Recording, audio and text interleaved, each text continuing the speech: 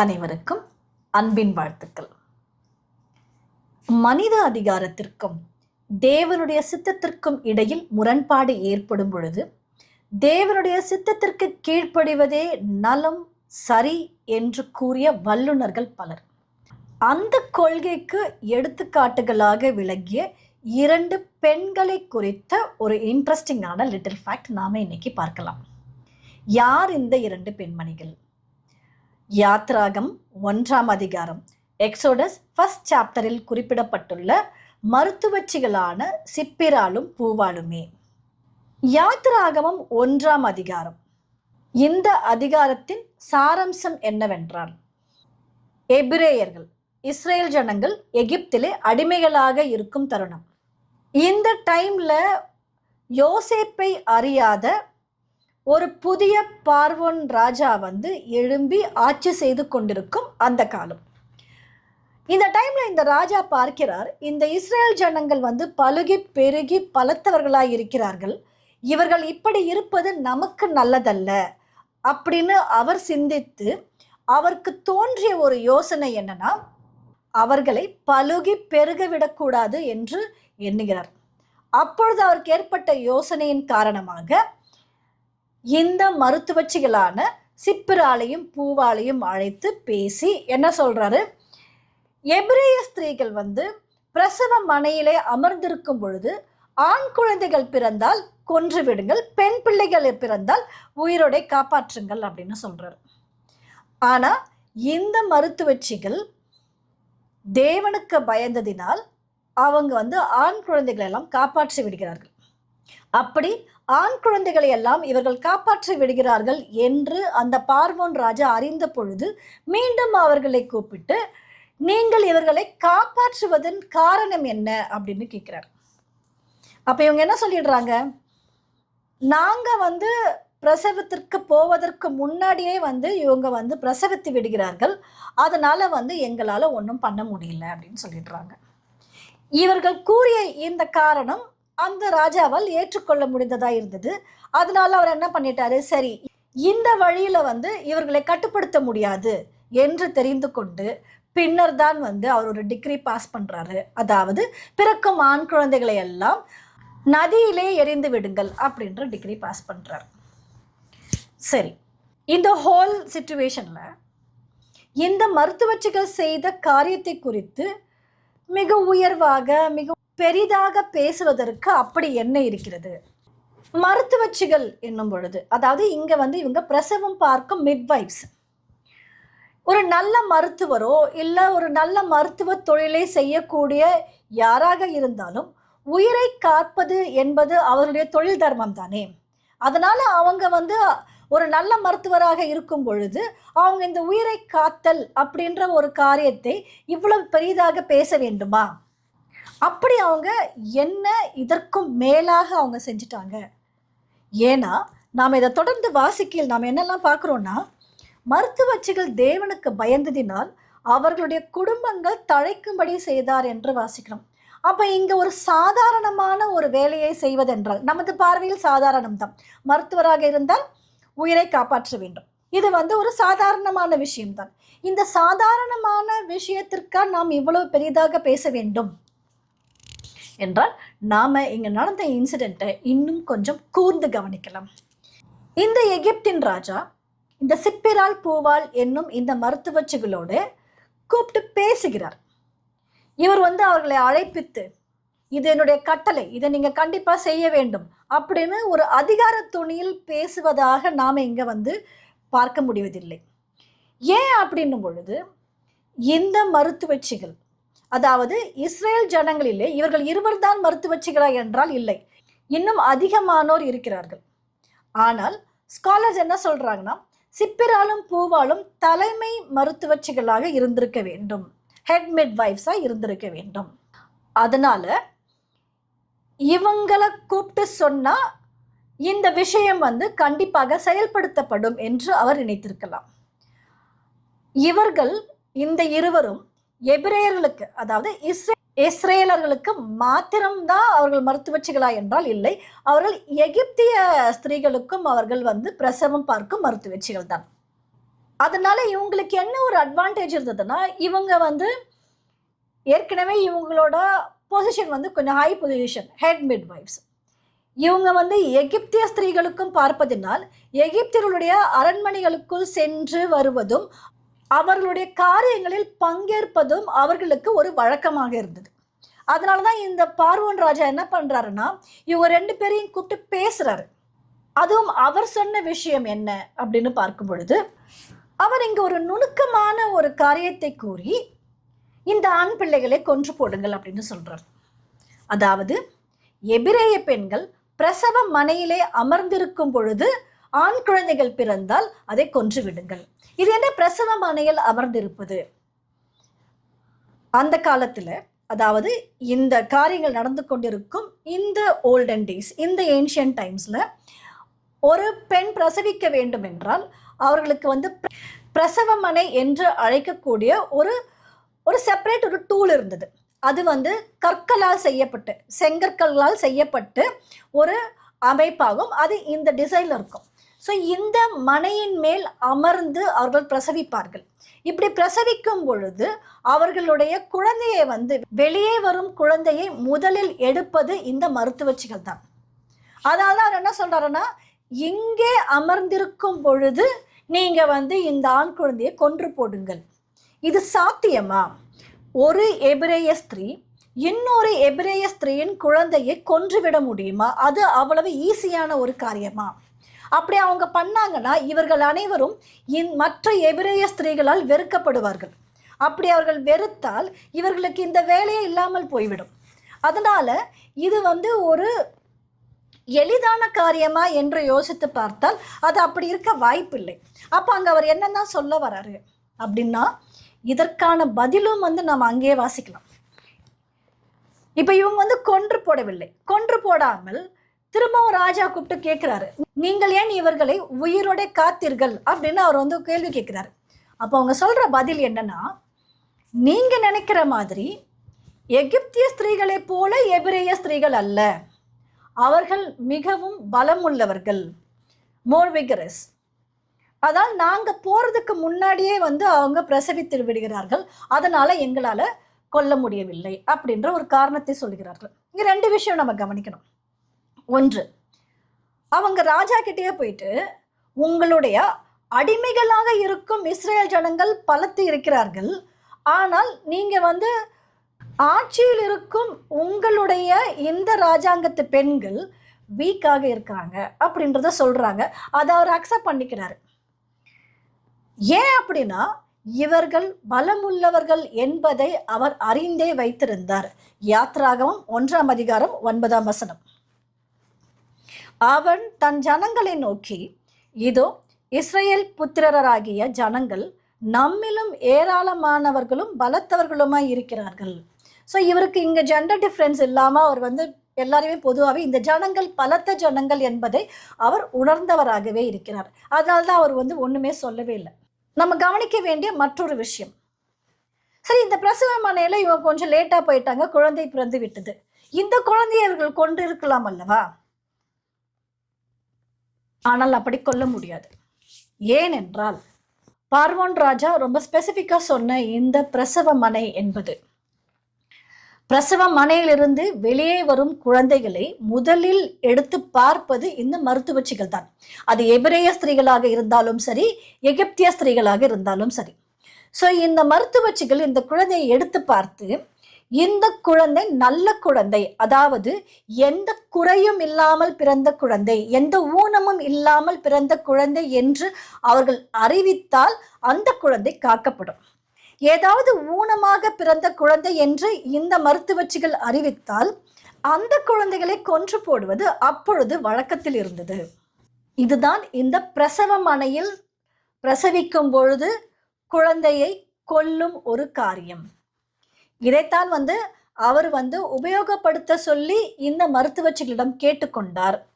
அதை இந்த மருத்துவச்சிகளும் சரியான முறையில் கையாண்டு அவருக்கு ஏற்ற பதிலை கொடுத்தார்கள். அந்த பதிலை வந்து அவர் ஏற்றம் கொண்டார். இல்லைன்னா நினைச்சு பார்க்கலாமே, ஒரு ராஜா கட்டளையிட்ட ஒரு விஷயத்தை இந்த எபிரேய ஸ்திரீகள் செய்யாமல் போனால் அவர்களுக்கு மரணம் ஏற்படுவது உறுதி. ஆனா இங்க அவங்களுக்கு எந்த விதமான பனிஷ்மெண்ட்டுமே, இந்த பதிலினால் எந்த விதமான பனிஷ்மெண்ட்டுமே அவங்களுக்கு கிடைக்கவில்லை. அப்படின்னா அவரால் ஏற்றுக்கொள்ளக்கூடிய ஒரு உண்மையைத்தான் இந்த எபிரேய மருத்துவச்சிகள் கூறியிருக்க வேண்டும். ஸோ இப்போ கரெக்டாக மேட்ச் ஆகும் பாருங்க. இவங்க போவதற்கு முன்னாடியே எபிரேய ஸ்திரீகள் தங்கள் குழந்தை நன்றாக இருக்கிறது, அது எந்த குறையும் இல்லாமல் பிறந்திருப்பது என்று கண்டுவிட்ட பிறகு இந்த மருத்துவச்சிகளால் எந்த ரீசனையும் சொல்லி அதை கொன்று போட முடியாத ஒரு சூழ்நிலை என்று அவர்கள் அந்த ராஜா கிட்ட சொல்லிடுறாங்க. சில சமயங்கள்ல இந்த மருத்துவச்சிகள் பார்வனை நோக்கி, எபிரேய ஸ்திரீகள் நல்ல பலம் உள்ளவர்கள், அதனால நாங்க போவதற்கு முன்னமே அவர்களுக்கு பிரசவம் நேரிட்டு விடுகிறது அப்படின்னு சொன்ன இந்த காரியத்தை அவர்கள் பொய் சொல்லிட்டாங்க, தப்பிப்பதற்காக, அவர்களும் தப்பிக்க வேண்டும், அந்த குழந்தைகளும் தப்பிக்க வேண்டும் என்பதற்காக அவர்கள் பொய் சொல்லிவிட்டார்கள் என்ற ஒரு கருத்து உண்டு. ஆனால் நாம நல்லா கவனிக்க வேண்டியது, தொடர்ந்து வாசிக்கும் பொழுது அவர்கள் தேவனுக்கு பயந்ததினால் தேவன் அவர்களுடைய குடும்பங்களை தழைக்கும்படி செய்தார் என்று வாசிக்கிறோம். ஒருவேளை இவங்க பொய் சொல்லி இருந்தால், தேவனுடைய காரியமாகவே இருந்தாலும் அதை பொய் சொல்லி நிறைவேற்றி இருந்தால் அதை தேவன் அங்கீகரிப்பாரா? கண்டிப்பாக அங்கீகரிக்க மாட்டார். அப்ப இங்க என்னதான் நடந்தது அப்படின்றத நாம இன்னும் விளக்கமாக பார்க்கலாம். அடுத்து நம்ம பார்க்க போற ஒரு முக்கியமான ஃபேக்ட், நம்ம எப்படி வாசிக்கிறோம்னா, இந்த மருத்துவச்சிகள் தேவனுக்கு பயந்ததினால் அவர்களுடைய குடும்பங்கள் தழைக்கும்படி செய்தார். இப்போ இவங்க தேவனுக்கு கீழ்ப்படிந்த இந்த காரியம், தேவனுடைய சித்தத்தை நிறைவேற்றிய இந்த காரியம் அவர்கள் தேவன் மேல் கொண்ட பயத்தினால் நிறைவேற்றினார்களா, பயத்தினால் தான் கீழ்ப்படிந்தார்களா அப்படின்னு பார்த்தோம் என்றால், தேவன் தன்னை வணங்கும் யாரும் இல்லை, தன்னை அன்பு செய்யும் யாரும், தன்னை விசுவாசிக்கும் யாரும் பயத்தினால் செய்ய வேண்டும் என்று விரும்புவதில்லை.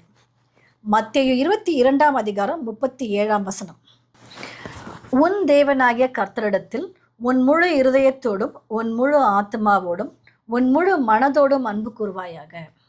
அப்ப நம்ம தேவனுக்கு செலுத்துகிற அன்பு, நம்ம தேவனுக்குன்னு எதை செலுத்தினாலும் அதை நம்மிடம் எப்படி எதிர்பார்க்கிறார் என்றால், அதை உன் முழு மனதோடும் முழு இருதயத்தோடும் முழு ஆத்மாவோடும் செய்ய வேண்டும். எதையாவது பயந்து செய்தால் அதை தேவன் ஏற்றுக்கொள்வாரா, அதிலே தேவன் பிரியப்படுவாரா அப்படின்னு பார்த்தோம்னா அவர் கண்டிப்பாக அதிலே பிரியப்பட மாட்டார். அப்ப இங்க என்ன பண்ணிருக்கிறாருன்னா, அவர்களுடைய குடும்பங்களை தழைக்கும்படி செய்தார். அப்ப இவங்க பயந்து செய்திருப்பார்களா என்றால் அப்படி இருக்காது. ஏனென்றால் அங்கு உபயோகப்படுத்தப்பட்டிருக்கும் இந்த வார்த்தை பயந்து என்ற இந்த வார்த்தையின் ரூட் வேர்ட், மூல வார்த்தை, எபிரேய வார்த்தை என்ன அப்படின்னா யாரே என்பதாகும். யாரே என்றால் டு ரெவர் அப்படின்ற இன்னொரு மீனிங் கூட இருக்குது. அதாவது கனப்படுத்துதல் இல்ல மரியாதை செலுத்துதல், மரியாதை நிமித்தமாக. அப்ப இங்க இந்த வசனத்தை பயந்ததினால் என்று உபயோகிக்காமல் அவர்கள் தேவனை கனப்படுத்தியதால் தேவன் அவர்களுடைய குடும்பங்களை தழைக்கும்படி செய்தார் என்று வாசித்தால் அது முழுமை பெறுவதாக இருக்கிறது. அப்ப இவங்க தேவனை கனப்படுத்தும் காரியம் ஏதோ செஞ்சிருக்கிறாங்க, தேவனை மேலாக உயர்த்தும் காரியம் ஏதோ செஞ்சிருக்காங்க. அப்படி அவர்கள் என்ன செய்தார்கள் வாசிக்கலாம். ஆதியாகமம் 15ஆம் அதிகாரம் 13, 15, 16 வசனங்கள். அப்பொழுது அவர் ஆபிராமை நோக்கி, உன் சந்ததியார் தங்களுடையதல்லாத அந்நிய தேசத்திலே பரதேசிகளாயிருந்து அத்தேசத்தாரை சேவிப்பார்கள் என்றும் அவர்களால் 400 வருஷம் உபத்திரப்படுவார்கள் என்றும் நீ நிச்சயமாய் அறிய கடவாய். நீ சமாதானத்தோடே உன் பிதாக்களிடத்தில் சேருவாய், நல்ல முதிர் வயதிலே அடக்கம் பண்ணப்படுவாய், 4ஆம் தலைமுறையிலே அவர்கள் இவ்விடத்துக்கு திரும்ப வருவார்கள். தேவன் ஆபிரகாம்கிட்ட பேசுறார், உன்னுடைய சந்ததியார் 400 வருஷம் உபத்திரப்படுவார்கள், நீ இறந்து விடுவாய், நல்ல முறையாக அடக்கம் பண்ணப்படுவாய், 4ஆம் தலைமுறையிலே அவர்கள் மீண்டுமாக இந்த தேசத்திற்கு, இந்த பாலும் தேனும் ஓடுகிற இந்த கானான் தேசத்திற்கு அவர்கள் மீண்டுமாக திரும்புவார்கள் என்று அவர் ஒரு வாக்குத்தத்தம் செய்திருக்கிறார். தலைமுறை தலைமுறையாக இந்த வாக்குத்தத்தம் அவர்களுடைய சந்ததியாருக்கு சென்று கொண்டே இருக்கிறது. அப்படி சென்ற பொழுது இந்த வாக்குத்தத்தத்தின் மேல் அனைவரும் விசுவாசமாக இருந்தார்கள். என்ன நடந்தாலும் சரி, 4ஆம் தலைமுறையிலே நாம் மீண்டுமாக தங்களுடைய சொந்த தேசத்திற்கு சென்று விடும் என்ற விசுவாசத்திலே வாழ்ந்து வந்தார்கள். அப்படி பார்க்கும் பொழுது இந்த பார்வோன் மருத்துவச்சிகளோட பேசின இந்த நிகழ்வு ஏற்பட்ட இந்த காலம் 4வது தலைமுறைக்கான ஒரு காலம். இப்ப நாம எப்படி சொல்லலாம்? ஆபிரகாம் மரித்து விட்டார். ஆபிரகாமோட சந்ததியாருக்கு கொடுக்கப்பட்ட வாக்குத்தத்தம். அப்படின்னா ஆபிரகாமோட சந்ததின்னும் போது அவருக்கு பின்பு ஈசாக்கு, யாக்கோபு, யாக்கோபுக்கு பின்பு யோசேப்பு, யோசேப்புக்கு பின்பு வந்த இந்த பார்வோன் ராஜா, அவருக்கு யோசேப்பு என்று யாருன்னே தெரியாது. அந்த அளவுக்கு அந்த காலங்களும் கடந்து சென்றிருக்கின்றன. அப்போ இதை எப்படி நாம இன்னும் ஒரு 4 ஜெனரேஷன் சொல்றோம். 4 ஜெனரேஷன் 400 வருடம் ஆகிவிட முடியுமா அப்படின்னும் பொழுது, பிப்ளிக்கல் குரோனாலஜி படி, வேதாகமத்தை கணக்கிடும் காலக்கணக்கின் படி, ஒரு ஜெனரேஷன், ஒரு சந்ததி என்பது 100 வருடங்களை கொண்டது. அப்படி பார்க்கும் பொழுது இப்பொழுது நடந்து கொண்டிருப்பது 4ஆம் தலைமுறைக்குரிய அந்த காலப்பகுதி. அப்ப இந்த மருத்துவச்சிகளுக்கு தேவனுடைய வாக்கு தத்தத்தின் மேல் அதிக அளவு விசுவாசம் இருந்தது.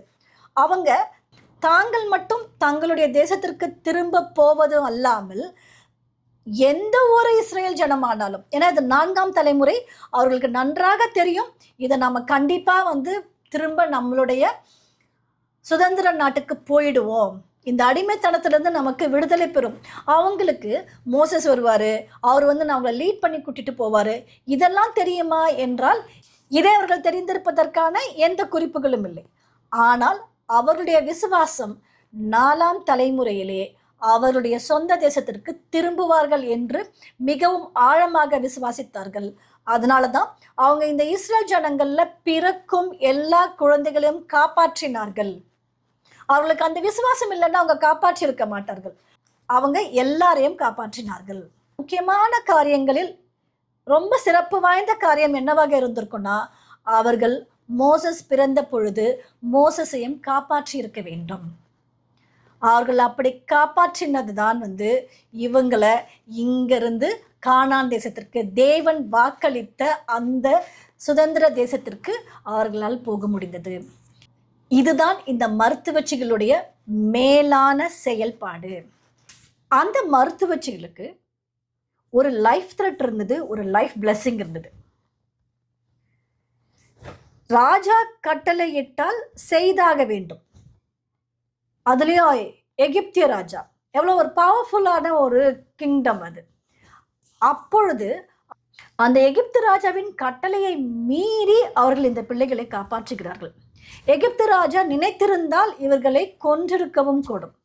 அவங்க தங்களுடைய லைஃபுக்கும் மேலாக இந்த பிள்ளைகளை காப்பாற்றுவது என்பது எவ்வளவு முக்கியமான விஷயம் அப்படின்னு அவங்க நினைத்திருக்கிறார்கள். அதனால அந்த தங்கள் உயிருக்கும் தங்கள் ஜீவனுக்கும் மேலான ஒரு விசுவாசத்தை தேவன் மேல் அவர்கள் காட்டியதால் தேவன் அவர்களை ஆசீர்வதித்தார்.